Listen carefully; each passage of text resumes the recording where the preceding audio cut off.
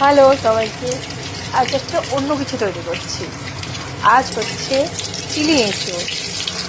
আজ আমি রান্না করছি চিলি এঁচোড়। তা চিলি এঁচোড়টা কীভাবে করছি দেখো। সবাই নিশ্চয়ই চিলি চিকেন যেমন বানানো হয়, চিলি ফিশ যেমন বানানো হয়, সেরকমই একই রকম চিলি এঁচোড় বানাচ্ছি আমি। তো আমি প্রথম বানাচ্ছি চিলি এঁচোড়।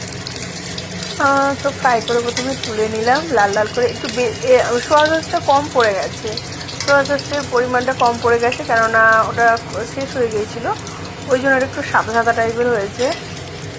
কী করবো, কিছু করার নেই। তারপর যেমন আর সসটাও কম পড়েছিল, সসটা আর চিলি এঁচোড়ের যে কালারটা আসে, চিলি চিকেনের যে কালারটা আসে সেটা আসেনি। আর রুটি, গরম গরম রুটি আর চিলি এঁচোড়।